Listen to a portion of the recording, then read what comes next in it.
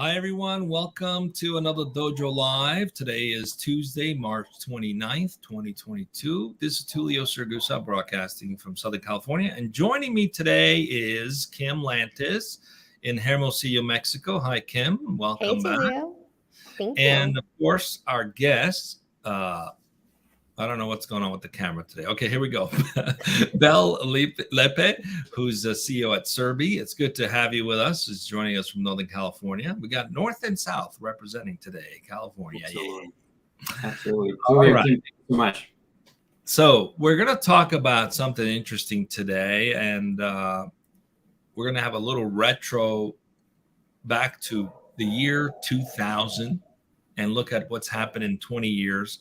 As it relates to building a company. But before we go into the topic and kick off the question that we're looking to answer today, let's get to know our guest a little bit first. Bel, which is short for Belsasar, please introduce yourself. Tell us a little bit about yourself. Welcome to the show again. Absolutely. Tulio, Kim, thank you again so much for having me. Really appreciate it. A little bit about myself. As was mentioned, I am CEO and co-founder of Cerby. We're a cybersecurity company focused on automation. My background originally, way back when, 15 years ago, started out as an engineer at Google. Actually, a couple years into my time there, went and founded my first company, Uyala, which was a company in the online video platform space. We grew that company out, sold it. As part of that process, learned a lot about building a company. So that's where the kind of the 2000s part comes from. We were fortunate to be able to sell that company to a large Australian telco by the name of Telstra. And then a couple years ago, I founded my second company, Cerby, which is the one that we're building out now. But throughout this entire frame, building a company has been a passion of mine, and finding ways to leverage talent in new places has been a really big part of how we've gone about it. And Mexico actually has been one of those locations that we've leveraged to have success. All right. Tell us a little bit about Cerby. What was that aha moment that gave birth to it, and what is it that you guys do today? So the motivation for Cerby actually came from one of our former customers at Uyala, which was my previous company, and my co-founder's previous company, Wiseline. We were working with the security department at that company, and they came to us and said, hey, there's what is called shadow IT. Shadow IT, if it's a term you're not familiar with, it refers to applications that end users install without telling IT teams. And so what this individual at the company had mentioned was there are way more applications that are being used outside of IT than inside of IT. These are the applications that are getting hacked. There needs to be a new solution that encourages users to register these applications versus using them in the shadows, because these applications are responsible for 1 out of every 3 cybersecurity attacks at an average cost of $4.23 million per breach. And so understanding that, we went and did a little bit of research, and it turned out he was right. End users, especially now on the other side of the pandemic, hopefully we're on the other side of the pandemic, there's a predisposition towards using applications that they want to use. It's a little bit like one of our advisors put it this way. Imagine that you were hiring a contractor to build a house, and then you told the contractor that they could only use these 5 tools to build the house for you. That's exactly what's traditionally been happening in the enterprise. And so there's now this preference by the standard business user employee to be able to use their own app. So that's the space we play in, and we help ensure that motion is far more secure. Interesting. Well, I would guess also in the past 20 years, having the ability to download a bunch of apps on your phone has changed behaviors as well. I mean, I recall 20 years ago, enterprise software, you didn't really have much of an option to download stuff. It wasn't possible. Everything was on-prem, right? So with the cloud and mobile computing, people are used to having their own things, their own way. So interesting. Let's see what we can learn today. The topic is an interesting one, and I can sense that it's going to be a personal experience that we're going to learn from. So I'm looking forward to that. If Kim could please introduce the title and the question we're going to answer, that would be awesome. We look forward to talking and learning some more. I sure can. Thank you for joining us today, Belle. Thank you for joining me, as always, Tulio. Today's topic, as chosen by Belle, is building a company in the 2020s versus the 2000s. And the question we're looking to answer is how it's become easier and what's become harder about building a company, and specifically for a Latinx founder versus today versus, let's say, 15, 20 years ago. So, Belle, my question for you as we kick off today, you already mentioned this a little bit in your personal story, how you started your own adventure as an entrepreneur around 2000. You're continuing that today into 2022. But why was 2000s the date that you chose to contrast versus, today versus further back or even a bit closer? It's I had the experience from then, so that kind of helps for the story. But 2008, so it's the late 2000s specifically that I'm going to be referencing there. It was at the beginning of the kind of economic growth period that we saw that lately you can say is kind of entered its kind of reset period. And so from 2008 to now, you've been seeing economic expansion. And so I thought it'd be interesting to kind of look at what did it look like before the economic expansion period and what does it look like now. So those are kind of the bookending reasons why. Perfect. And clearly a Latinx founder reference to yourself. But is this something that you chose because are there fewer Latin people in technology in general? Is this an upcoming market where you're seeing tons of growth? Aside from your personal story, why do you think that this is applicable today? It's so if you look at Latinx owned businesses, especially across the US, they tend to make up a low 20% of overall number of businesses that exist. But today, they only get 2% of the funding. So there's a very significant disconnect between the total number of Latinx owned businesses and how much investment they're getting.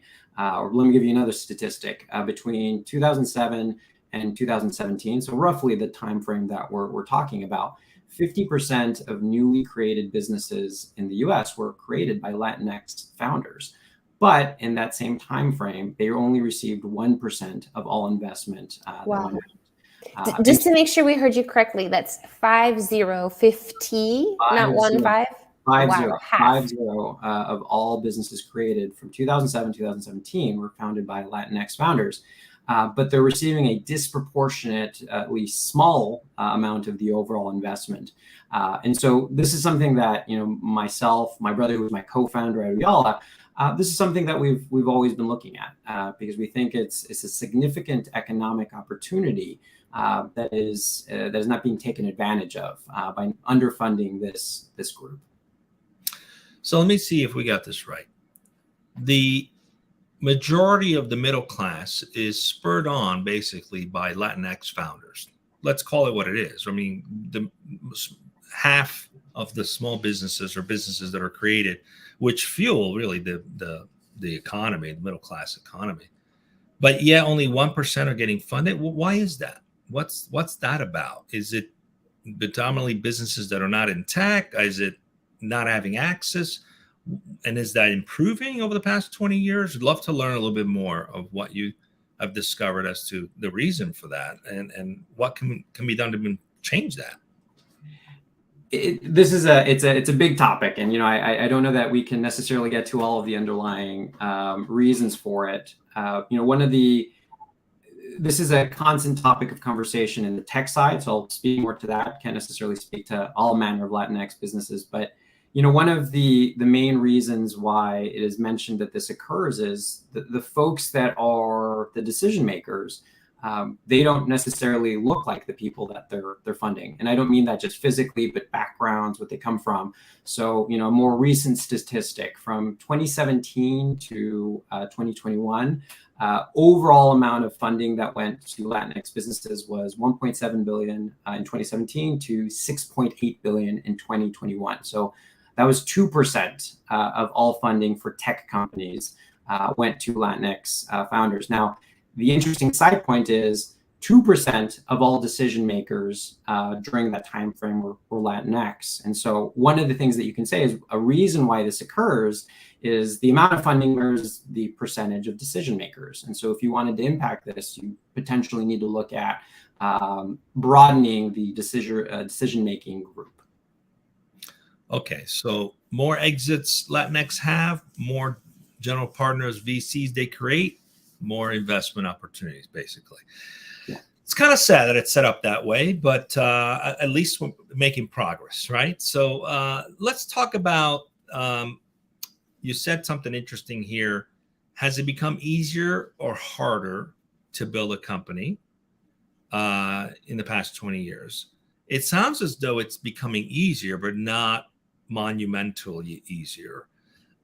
So what's that journey been like? This is your second company. What's that journey been like for you? And what are some of the unique nuances that you want people to be aware of Latinx founders and Latinx companies that are really doing amazing things? I mean, we're a company that was founded by Latinx founders, right? So we get it, but tell us a little bit more in your opinion. How can we make this easier, and what are the challenges, and what are the opportunities? Are there opportunities that people are missing out on, and why? I maybe starting even from a general standpoint, it's definitely become easier to build a company nowadays. In 2008, when we were going out and raising our first round of funding for Uyala, this was just at the beginning of AWS, more or less, becoming a option. And one of the things that worked to our benefit is we didn't need to go rack and stack hardware. We were able to get instances, hardware from AWS. So our ability to stand something up, it was faster. Now, you flash forward 14 years later, the idea of creating a company without AWS is just, it's absurd, right? You can't imagine not having that option. And additionally, you also have Azure AD and Google. So that has become easier. Your ability to test out an idea, get new infrastructure up and running very quickly, that's something that's become a lot easier. Something else that's become a lot easier is you don't have to be in Silicon Valley to found a company anymore. At the 2008, 2009, if you were a founder and you went to Sand Hill Road, or at the time there were increasingly more VCs in San Francisco, and you said, oh, hey, actually our team's based in Denver, our team's based in New Mexico or New York, or worse, you said Mexico City or Guadalajara, Mexico. They wouldn't tell you right then and there that they weren't going to fund you, but chances are that you probably weren't going to get an investment, because at the end of the day, the folks that are decision makers on the other side of the table, they also have to go out and raise money, right? They also have folks that they answer to, and they need to return an investment on whatever investment they got from their LPs, the limited partners. And so they tend to stick to a pattern, right? If they've seen founders with a particular background have success, you tend to stick within or stay within that kind of model. Because we're all creatures of habit. We look at pattern recognition, pattern matching, and we tend to go with what's worked before. But the nice thing now, kind of going a little bit more to the Latinx side of things, there are more reference points for successful companies. You look at Brex, you look at Rappi. Those are two companies that have, at least in part, a Latinx founder, and these are unicorns, or companies that are on their way to being unicorns. And so it helps to have those reference examples of Latinx founded companies that have had success, because that then starts to fall into the pattern matching process, and investors can reference that and say, all right, this has been successful. This is maybe only slightly different from that. Let's try it. There's more reason to believe that it can be successful here as well. Interesting. I can personally attest to this challenge in 1999, trying to raise funding for what was at the time up and coming small IT services company by the name of Softtech in Mexico. Couldn't raise any money here in the US, but through a partnership with Ernst & Young, we were able to accelerate, and now they're the largest IT services company in Latin America. So, it's a testament of what it takes not to give up, and what happens when you don't do that. But it was not easy. It was very challenging and very difficult. Many of us ended up going without pay for many, many months as a result of making making that happen. But let's talk a little bit about, so it's good to hear that that's changing. That's very good to hear that that's changing, and rightfully so. There's great ideas from all over the world, and there's opportunities to invest in them. Let's talk a little bit about your company, Cerby. You said something interesting about shadow IT. Everybody's downloading apps, but not registering them. So it gets a little out of control. And if you're a smaller company, it's one thing, but if you're a large enterprise, that could be very challenging. So what is it that you guys do to get that under control or help manage that? Can you help us get an understanding of what that looks like? Absolutely. Absolutely. So, one of the key background elements to keep in mind is over the last 2 years, we've seen a drastic evolution of how people work, right? 30 months ago would have been unthinkable that you'd have, half of your workforce working consistently, from home Mondays and Fridays. And the reason why that matters is there's now a lot of corporate activity that's happening off network. And by off network, I mean folks are accessing corporate data, carrying out corporate tasks on personal devices, personal networks, and sometimes sharing access on those personal devices to non-corporate employees. And so the reason why that is important is a lot of security products previous to the start of the pandemic, a key assumption was you were able to see all corporate traffic, right? You could look at the VPN and you knew what people were accessing. But now in a world where anywhere between 40% to 70% of all corporate activity is happening off network, how can you know what users are doing, right? There's more shadow than ever before. And so that situation is one of the things that motivates Cerby's approach to the problem, which is very user driven. What we've realized is in this new working environment, users are the gatekeepers, the employees, the business users, and they're not going to give you visibility into the applications that they're using unless you give them a reason to or give them incentive to. And so our system is incentives based. We have found the things that users tend to do the most with the applications that they introduce, and we've actually made it easier for them to carry out those tasks on our platform. As a consequence of that, they actually lean in and self-register the applications with us. And so it's a very different way of detecting apps. Historically, when it came to detecting shadow IT, it was very command and control oriented. We instead take a brokering and discovery oriented approach where the user has reason to want to lean in and leverage our platform to administrate their applications. Once they've done so, we can then secure those applications. And let me give you a kind of specific anecdote. So working with a customer, at the start of our engagement, they thought that they had one Slack tenant, right? So across their 5,000 plus employees, they thought they only had one Slack tenant. After we'd been deployed for a couple of months, we determined that there were 72 Slack tenants, 72. And that's what happens, right? When you give users choice, they introduce these applications, but using our user-driven approach, we were able to find all of those rogue Slack tenants. Interesting. Yeah, that's really interesting. I'm also curious about some insight between applications that are for work and then applications that are for personal use. Let's say, I don't know, HBO Max or something, right? So how are you gearing toward, strictly sort of like professional-based applications, or is this encouraging people to register every application? And how do you see companies responding to that mix of professional with personal, personal time, work time, and this strange kind of, integration that we've had over these past 2 years? Great question. We tend to, we focus today primarily on the enterprise use case, but we have had a number of folks that we've met with who are like, oh, wow, this would be great for personal use. So we tend to primarily look at the enterprise applications. So we keep an index of which applications tend to be used most frequently in the enterprise setting.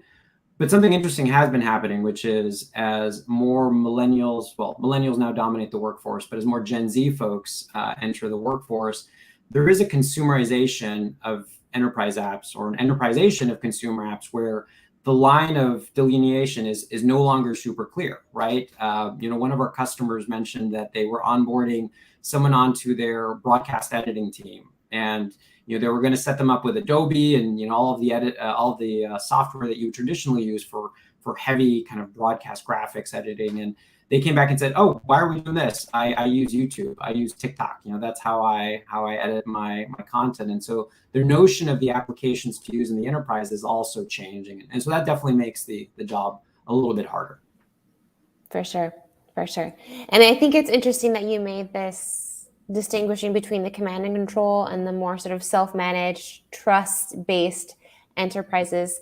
Let's talk about that a little bit. How have you seen that shift in the last 20 years? It's a concept that is now far more acceptable, I would say, because it's mirrored in some cases the changing role of the CIO, where before the CIO was, they just had too much work. They weren't allowed an opportunity to be strategic.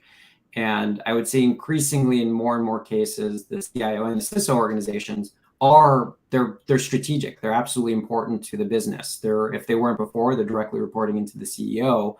And so that change has mirrored an opportunity for what we're seeing with Cerby, where if the role of the IT organization, if the role of the security organization is to be more strategic, you need to automate away at a lot of the tasks that their teams were previously responsible for. And so that's definitely been a key change over the last 14 plus years, that there's an openness to giving users autonomy or agency over their applications, because the underlying technology around automation actually allows that to happen. You can rely on an automation system to do things like rotating passwords, removing access, and that in turn frees up employees and IT folks to worry about stuff that matters.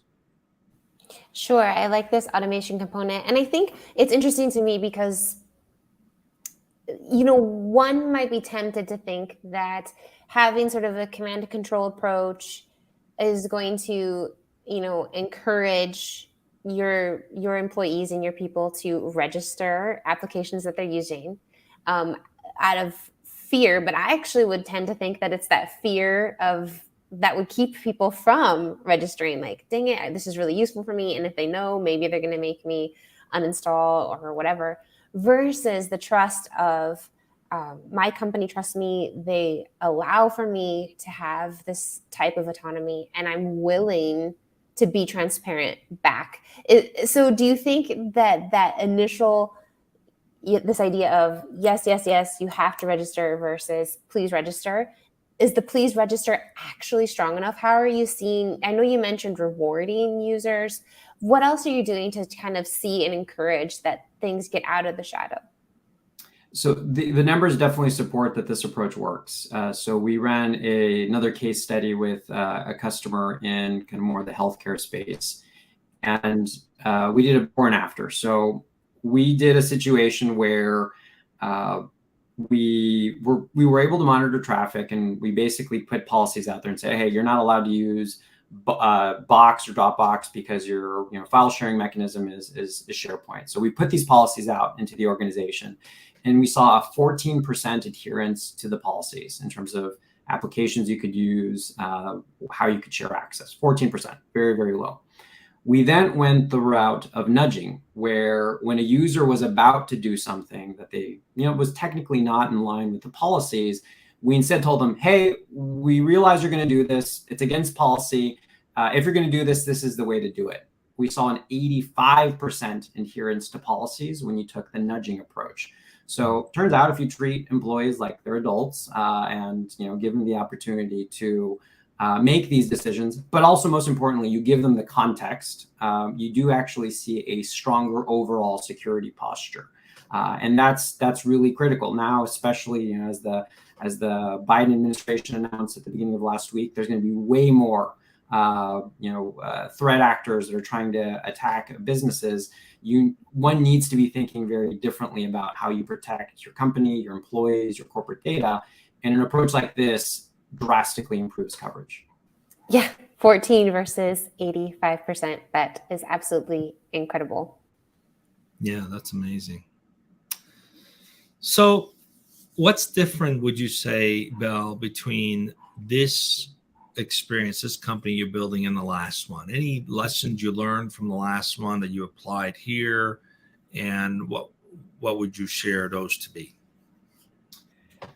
The several dimensions. I think probably the biggest is we founded this company right at the beginning of the pandemic, Cerby, whereas the previous company, we founded it 2008, right before the Great Recession, which was not so great, but we did found it right before that occurred.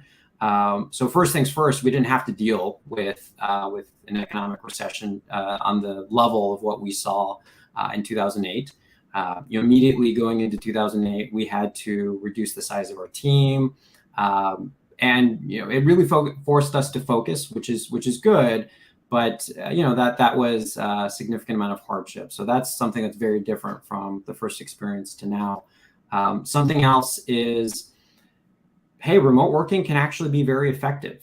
We were forced to try it, and what we found is, for the most part, you are able to have a team that's very, very productive working remotely. There's some things that still don't work really well remote. So for example, if we're doing something new where you have to really generate shared context, that happens a lot faster in person. It takes a week or two to do that virtually, whereas you can do that in a day if you're doing it in person. So that's something that's very clearly different. And then maybe the last thing I'd mention, kind of at the Latinx level, I remember when we were going out for funding in 2009, shortly after we had opened our first office in Guadalajara, we got a lot of blank stares when we told folks that we were opening up an engineering office in Guadalajara, Mexico. But now you flash forward 13, 14 years, and it's a lot more accepted. The talent pool that exists in Mexico is far better understood, and it's not something that you need to position. It's just like, all right, yeah, you're a company that's looking to grow fast. It makes sense to leverage the talent pool down there. For sure. I'm so glad that you brought up the Latinx component just this one last time as we're coming to the final minutes of today's show, because I was going to ask you, you mentioned you've spoken heavily to Mexico, but Latinx community in general. What would you say to the investors out there, people who might be listening, a lot of tech companies? Why Latinx? What are these sort of value propositions? What can this bring to your company that maybe you were not going to find elsewhere? In terms of leveraging the Latinx component, or or just people, culture, all about it. Why is this the place to go? First and foremost, the talent pool across Latin America, not just in Mexico, is tremendous. In the Guadalajara region by itself, I believe they graduate something like 10,000 engineering degrees a year. So there's a significant talent pool. It's now far more acceptable to go and join a startup than it was 10 years ago. So you're going to find folks that want to participate. They want to contribute. There's an anecdote that was shared with me where one of our early hires at Uyala, when they were trying to make the decision to join us in 2009, he actually came back and said, I talked to my mom and dad about joining, and I'm going to go work at a bank. They don't think that joining a startup is all that stable. That doesn't happen all that much. And so you're going to, you see folks that are far more willing and to jump in and work hard. And then to kind of emphasize that point, we've seen the average tenure of folks from Latin America be a lot longer. So the average tenure of an engineer in Latin America is 4 to 5 years, whereas up here in the U.S. it's 1.2, 1.7 years. And so that's great. I mean, that's what you get with the talent pool in Latin America. It's a far more engaged, at times, workforce with a longer tenure. Thank you. Well, Belle, it's been great to have you. We're up on time.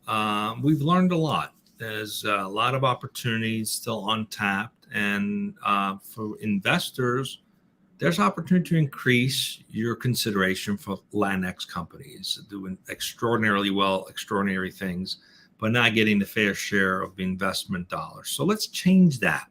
there's no reason to Yes. not change that. So it's been great to have you with us. And we also admire the culture that you're creating. It's true. When we treat people like adults with dignity, it's amazing what they can do and how much they own what they want to do. So it's good to hear that that's happening. We encourage more companies to do that. So stay with us as we go off there in just a second. Kim, what do we got coming up for the rest of the week? Yeah, thank you. It is quite a busy week. Tomorrow we have a 12 o'clock show that's going to be with Adam Gordon, who is an instructor at IT Pro T, preparing for today's security landscape. So, you know, a serendipity, coincidentally, we usually always have these shows kind of booked in line. It just happens that way. And then on Thursday, we're actually going to be having two shows. There's going to be the 10 o'clock Design Thinking with Tulio. He'll be speaking with Carrie Brees, CEO and co-founder at Now RX. That's not this Thursday, Kim. Sorry. March 31st. Yes, it is. No, it's April. We don't have a design thinking show this Thursday. It's I'm April. sorry. It was Then we need to get that. We need to get our landing page updated. I apologize for that one. No design thinking show on Thursday, but we do have a show on Thursday afternoon, and that is going to be with Toby Knitzer at Accurate. So join us today, Wednesday and Thursday, 12 o'clock Pacific, right here on Dojo Live. Thank you. Thank you all. See you back tomorrow.